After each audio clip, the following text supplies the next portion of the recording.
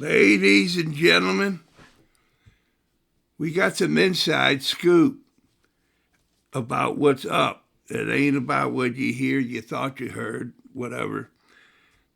Our next guest, he just informed me that Phoenix, Arizona is on Central Time, and they didn't go to what's that time? Daylight Savings Time. So Yeah. I didn't know what time it was. But our next guest is going to give us the lowdown so that you don't go around half cocked and not knowing what about nothing. Mystery guest, sign in, please. Well, I don't know about the mystery guest part, Kev, but so my name is Stephen Robinson, and I'm from St. Louis. Most anybody who's on here that listens to Kev, probably some of you know me. And went to CBC High School. Played soccer with Pat McBride in Merrimack. We actually did a podcast earlier with me and some of the Merrimack guys that when we won the championship. And what we're talking about, or at least Kevin asked me to talk about, was I now for the last almost 10 years have taught the DUI meetings for the state of Arizona. So it's a legal thing with people, anybody that gets a DUI. We just saw Tiger Woods last week have his third one and turn the car over. Thank God nobody got hurt or killed him or killed anyone or himself. But it's kind of an interesting thing because I was an athlete all my life, and I was just talking to Kevin before we got on here that it goes hand in hand. Athletes I don't know what the exact percentages are, but there's a huge percentage of athletes that struggle with addiction. When there's actually a book, it's a great book if you can find it. It's called When the Cheers Stop. So When the Cheers Stop was written about athletes because for a while, whether it's you're the great high school soccer, basketball, baseball, whatever it is, you're like the king in the high school, right? Or the queen, whichever you're men or woman. But you're thought of as the best. You're the top person. The doors open for you. You know, everybody wants to hang out with you because you can put a ball in a hoop or you can put a ball in a net. And then of course you go to college and that triples because of now of course with NIL the money is ridiculous. So you're treated like a king, literally. And then a lot of people, if you look at the NFL, I don't know what the exact amount is. There's maybe 2,000 people. So there's over 2 billion in our country, and there's only 2,000 playing in the NFL. So you look at what the percentages are. So those people that make it that even up that far, let's say you're in college and you got all these scholarships and you got NFL's waiting and you blow your knee out. Or a lot of people, that's where it starts for a lot of athletes is an injury that starts with opiates. And the opiate crisis is a real thing, and so is the alcohol addiction thing. So that's basically what I'm here just to talk about is how many people struggle, and it's kind of a secret thing. It's not something that we even talk to most of our friends about. I've been in recovery for 29 and a half years, and very few people knew what my life was like. You know, they see me out.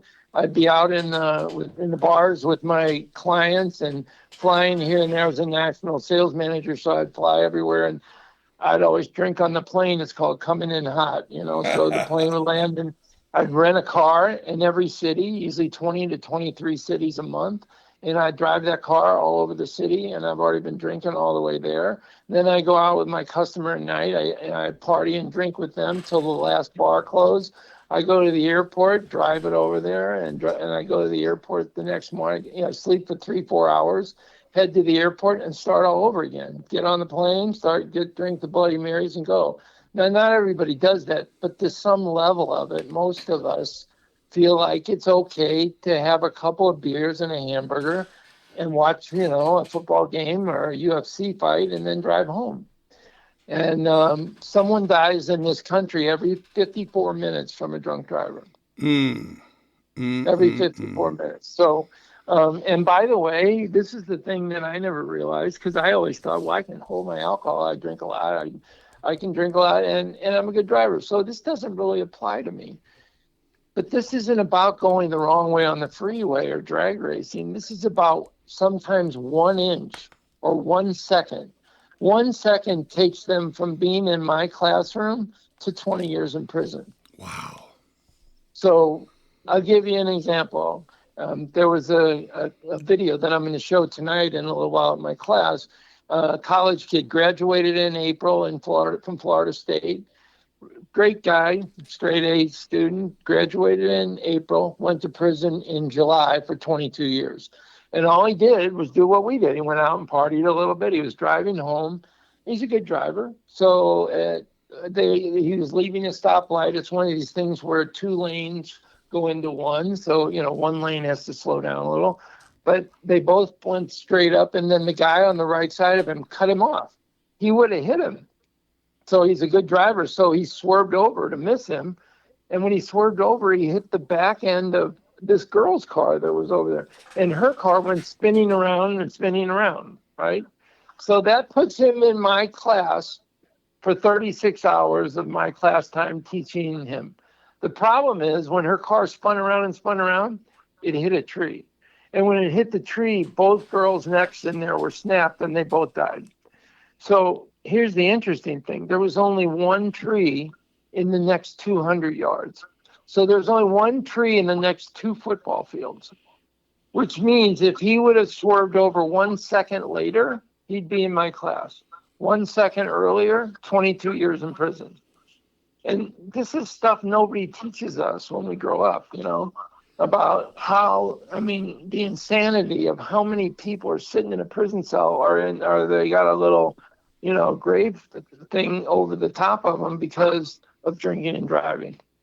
And so when I teach the class, again, this isn't about being good or bad. This is part of our culture. We grow up, most of us, like me, I've been doing it since high school. And then going to kegers and this and party, it wasn't to hurt anybody, it was to have fun, right? So most of us have been doing it most of our lives. So this isn't, like I tell my class, it's not about being good or bad. It's about looking at things a little differently. That's all it is. It's an opportunity. It's an opportunity to say, because, you talk about if you like to gamble, this is the worst odds there is in the world. You can win or not lose 1,000 times in a row. And just one time, it doesn't work. Like somebody comes out of nowhere and hits you, or a kid runs in front of you, or whatever. One time. And you don't lose something or a little bit. You lose everything you'll ever have. You're going to be in a 6x9 cell with another human being like an animal. Man, that's kind of like scared straight.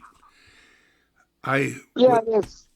Kevin, and I want you to ask the questions, but I just really want to tell you, I know for a fact, and, I look at all these people on my class, and it's not prison people that are supposed to be in prison. They look like the people walking their dogs at Francis Park, Yeah. It's not, but, so each time they get in that car, they are risking everything. Yes. Like, we're 60, I'll tell you I'll be 70 next year. It seems like 5 years ago I was playing college soccer in Florida, right? Yeah, so right. Life goes by in the blink of an eye. Do we really want to spend 20 years in prison or something because we wanted to have a beer and drive a car? You can party your ass off. There's Uber, there's Lyft, there's going to be 1,000 other ones too. So, it's about kind of pre-planning, because once you start drinking, if you have the keys, more than likely you're going to get in your car. Yes. Wow. I just was talking to a couple of friends saying if I went right instead of left, I would have went to Northwest High School, and I just would be getting out of prison right about now. Yeah. Yeah. Yeah. That's a stone cold reality. Yeah. And it doesn't, same thing with my son. He changed his whole life from where he was in California two of his friends are in prison now for like 20 years. And you don't have to be even the one that did it. You just have to hang out with those people. Right? You just got to be with one of the people that was there when it happened. When it, for a criminal offense, for drunk driving? Right, for a criminal offense. But Okay, for drunk driving, no, not drunk driving. Drunk driving, the only person that gets in trouble is the driver, which is kind of interesting because I could drink a lot. And I used to kind of be our designated driver because I would finish everybody's drinks and I wasn't as drunk as everybody else. So I thought it was so cool, and everybody else did too. Well, guess what? If one time it didn't work, I'm the only one going to prison. Everybody else is going home. Yeah. So what about the science, Robbie? Nickname Robbie. Yeah. But as far as what is the science about the reflexes, the eye-hand coordination, just that whole thing about alcohol or mind-altering drugs altering your mind? Yeah. So it's a really good question, and the fact is everybody's different. So that's why, like my wife, if she drinks a glass of wine, like her arms kind of go numb. I always said, where were you when I was in college? Because my girlfriend could drink me under the table in college, So, but everybody's different. So that's why they even the speed limits on the street. That's why you'll drive down Highway 40 and it's 55 miles an hour, and you're thinking, this is crazy. I mean, I'm going 65 and it seems like I'm crawling. Because they take what they do is they take what the average person can do, and then that's where they level it. If they try things like they increase the speed and more people die, they slow it down.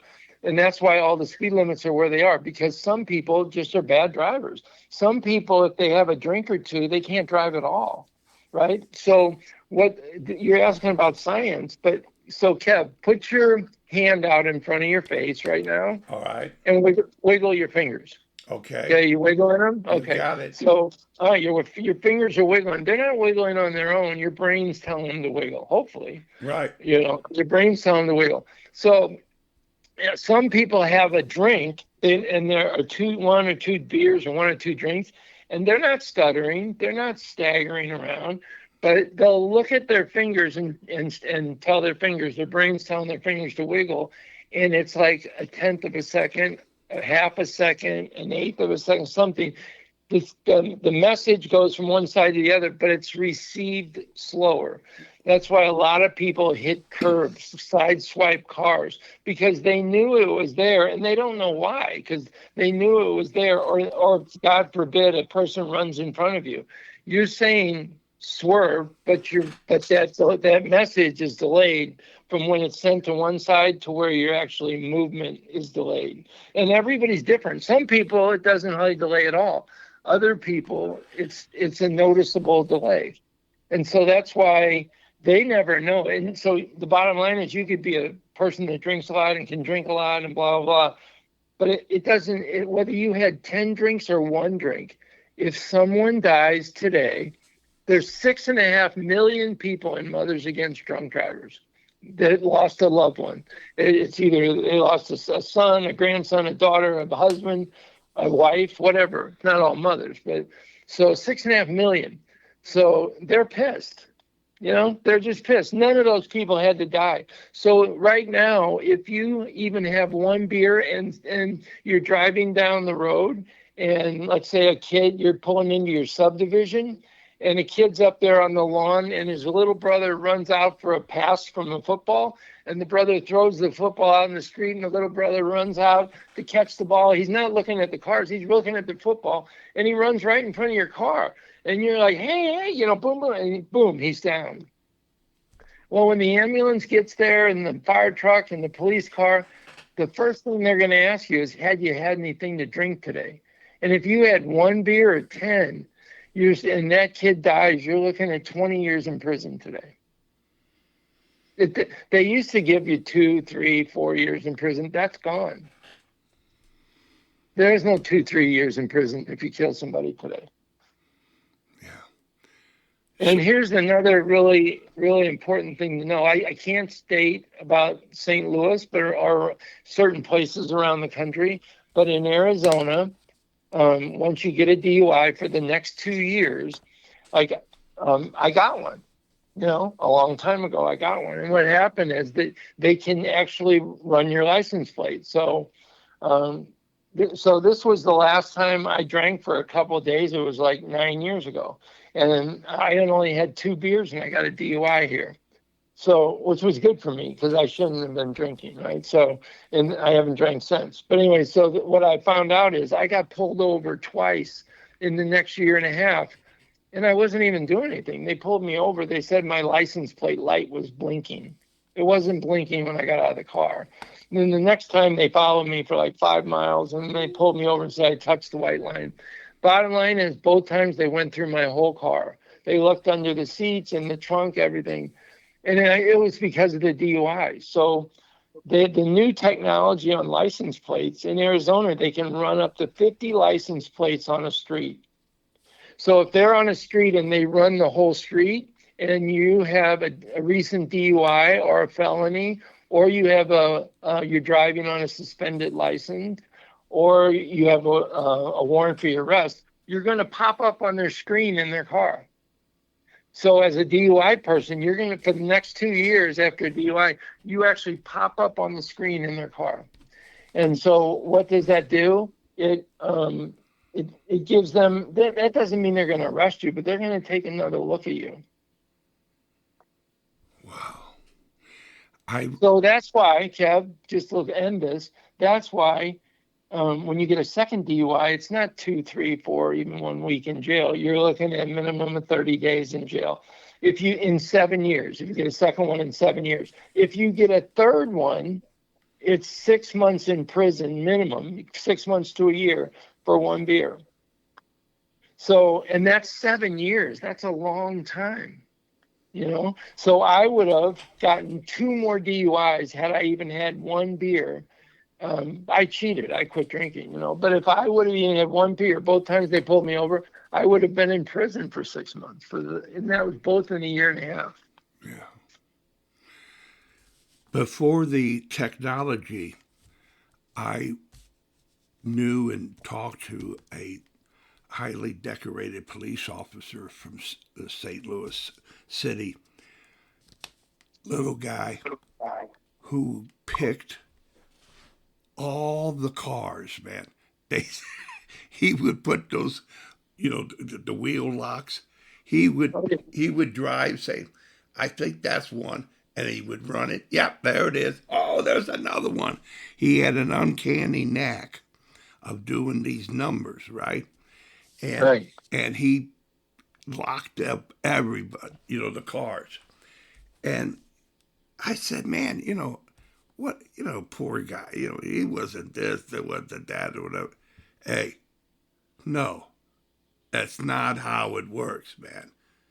If you got a problem with booze, get a driver, a sober one. Right. If you... And Kevin, even if you don't have a problem with booze, even if you don't, and that's more people than the ones with problems. And so it's about the mom and dad that don't have a problem, that just has a glass of wine at happy hour and the guy has a beer or two and he's driving home. They don't think that they're ever causing any problems. They're really not. But they're just as subject. If someone dies, people die in cars. People have accidents. Right? I mean, people literally get hurt and die in cars. It's sad. But if you do that, even with like the kid with the football, it's just a tragic accident. But add 1 beer to it, and it's 20 years in prison. Wow. Yes, right. It does. You don't have to dig a shovel on this. It's a rake. You have one, forget about it. It's totally sober, or you get somebody to do the deal for you.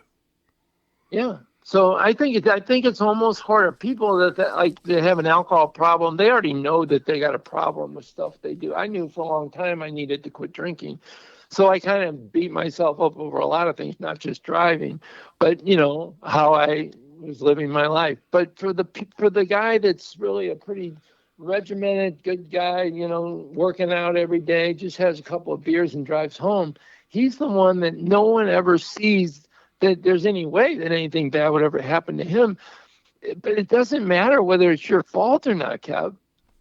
So I just had a lady in my class that had a DUI in 2003. In 2013, she was driving with her husband. They were just driving along, and they were going right through a green light, right? Her and her husband going right through a green light, and all of a sudden, boom! A truck ran a red light, just ran right through it, and T-boned them right in the middle. Killed her husband. He was sitting shotgun. Killed him. She did 5.5 years in prison for driving through that green light, and had to pay for the guy's truck. Why? She wasn't drunk, but she had alcohol in her system again, and she already had a DUI. So because she already had a DUI and she had some alcohol in her system, just driving through a green light, not causing it, not being out of the lane, not doing one thing, another guy ran a red light, killed and T-boned her car. She not only spent 5.5 years in prison and mourned her husband's death in prison, but she also had to pay for his truck. Robbie, you taught me the time. You taught me how to tell time, and forever grateful. But what would be the simple logic of all your experience? You go to a function,